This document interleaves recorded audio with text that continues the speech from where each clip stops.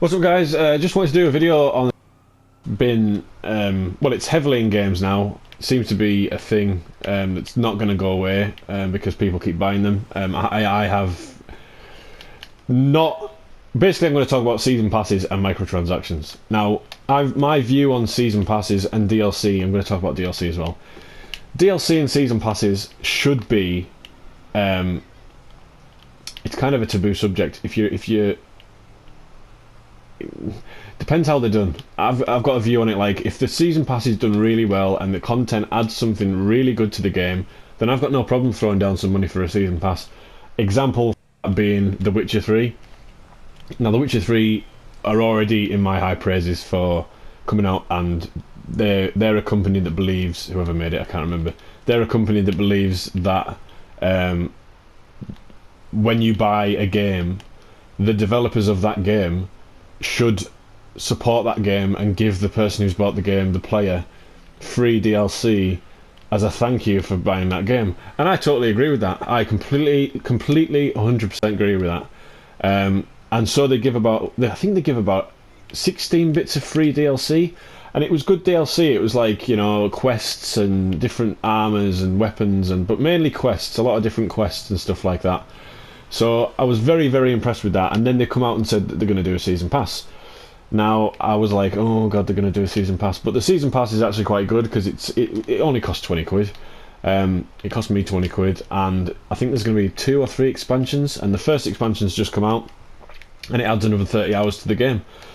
I've got no problem with that. That's 20 quid, maybe 2 or 3 expansions that are going to add that amount of money, that amount of time to the game is an absolute bargain, and it extends the life of the game. That's how you should do a season pass. Now, other season passes like the Batman Arkham season pass, Arkham Knight season pass, they're the kind of season passes that I'm kind of against, because that is stuff that looks like it's been taken out of the game and then resold to you as DLC in season passes and stuff. The Batgirl DLC was a load of shit.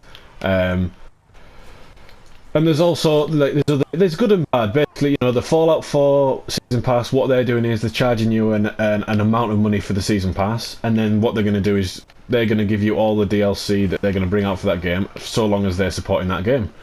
Again, that's good. That's a good deal. And then you got stuff like map packs and Call of Duty, which is just map packs. I think they should just. Map packs should be free. I think map packs for games, first-person shooters should be free. But it's all about money, and that's all it's about now. Gaming's all about money, and it's getting more and more expensive to play games. It's getting to be a more expensive hobby.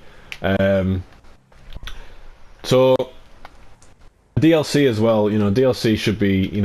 Games that have done DLC really well have been games like Elder Scrolls, Fallout. Borderlands, stuff like that have added a really big chunk of story and content to the game. That's how, as long as it adds something big and substantial, then I don't mind paying money to download content.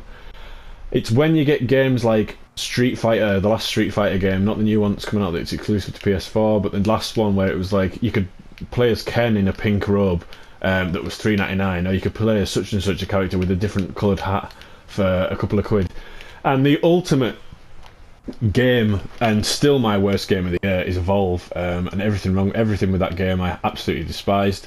They sold it for something that it wasn't. It was repetitive, it was boring, it was heavily microtransact. It had lots of microtransactions in, a lot of DLC in, and really pointless stuff like you could buy gun packs, and then you could buy different colour skins for your monster, and then they'd charge you like an X amount of money for that, and I'm dead against that because it's just a cheap cash cow. And it's even worse because the developers even came out and said that the reason they put all these microtransactions and stuff in was because the developers had families and they needed money, and that's just ridiculous. So microtransactions, and the latest game to adopt microtransactions, and I'm not just having a go at them because I really enjoyed The Taken King. I think The Taken King is an absolutely fantastic game, and I am 100% turned around on Destiny. I think that content is still giving, still unlocking quests, still doing all. That is a fantastic bit of DLC, The Taken King. Well worth the money, I think. But what they've started doing now is they've added their own in-game currency, which is called silver, and you can buy emotes, which is them dances you can do, and they start charging for that. They say that they're only going to do it for that. There was a rumor going around that they were going to eventually start doing stuff where you could take consumables to do increase your chance to get better armor and better weapons in raids and stuff. They've actually come out and dismissed that and said they're not even thinking about doing that. So whether that was just because they got found out and said no, I'm not going to do it, or they genuinely weren't going to do it. But I'm always worried about microtransactions in games with stuff like that in case they start selling guns, like, oh, you can play the game and unlock the gun, or you can just buy the gun outright and have it. And you know, and the reason I'm saying that is because I think it was Forza 4 or Forza 3. You could buy cars, real money, and I think the top end car was like, this might be a lot of bollocks, correct me if I'm wrong, but I'm sure that the hottest car, the best car in the game was like a Ferrari something, and it cost 200 quid real money to buy, or you could just play the game to unlock it. But there's all sorts, like with games, Elder Scrolls Online does microtransactions. They have their own coin system. It's just everywhere in games. It's not going to go away unless we all stop buying it, but I think some of it is justified. You know, Star Wars Battlefront said they're doing a season pass for 40 quid. That gives you 4 map packs and 2 weeks to play them early before release.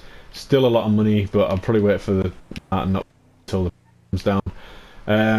But yeah, just wanted to make a little video on that because it's. I mean, if you really like a game and you really want to, I can understand people really wanting to support it because you know, but it is, some of it is wrong, but it is justifiable. It depends how the season pass or the DLC is handled. But I'm totally against microtransactions. Absolutely, totally against them in mobile gaming, and now it seems to have wormed its way into console gaming. Gaming is an expensive hobby as it is. I'm just thinking about, someone spoke to me the other day that I play PlayStation with, and they said, like, I'm just thinking about all these kids that are playing games and they ask for a game off the parents, and then they've got to ask for another 40 quid to get a season pass. It's just ridiculous. And coming, like, I'm an old gamer, I'm 30-year-old, and I've seen gaming from like the NES onwards, Commodore, Atari and all that onwards, and to see how it's evolved and where it is now, it's a bit sad to see all these cash grabs and money, but that's all. It's all about the money. So the year's nearly out, and the next game I'm getting, I think, is Black Ops 3, and then it'll be Fallout 4, and then it'll be Battlefront, and then I think that's it for the year. And then I can actually get around to the games. My back catalogue is absolutely chocker. I've actually got a list of games that I've got and that I haven't finished. I haven't even started. They are Far Cry 4, I haven't really started that one. Elder Scrolls, I think online, I think I'm like level 10. Dishonored Definitive Edition, finished the main story, but I'm just doing the DLC. Dragon Age Inquisition, still haven't even touched that game. Dark Souls 2, played a little bit of it, put it down again. Borderlands: The Handsome Collection, I've played the prequel, I've obviously finished Borderlands on the original PlayStation 3. I think I finished it on Xbox 360 actually. Uncharted: The Nathan Drake Collection, Tearaway Unfolded, Sniper Elite, I haven't even touched that. Metal Gear Solid: Phantom Pain, I'm 13% into that. Grand Theft Auto, the one I'm playing now, I've actually finished it on PS3, but I'm going back again because I love it. Mad Max, haven't touched Mad Max. Final Fantasy X and X-2, haven't even touched that. The Witcher 3, haven't even touched The Witcher 3, and I think I'm like level 10 on The Witcher 3, and to play the new expansion you need to be like level 37 or something daft. And Wolfenstein, The New Order, they're games that I haven't even touched, and I'm still buying games. I think I've got a bit of a problem, so definitely going to be, when the gaming drought comes upon us and there's all them quiet times in the year where there's nothing coming out at all, I'm going to be pretty busy, so I suppose I've got to be thankful for that. So video there, it's just my opinion on like microtransactions and stuff, guys, so let me know what you think in the comments if you want, and we'll see you in another video hopefully. Thanks.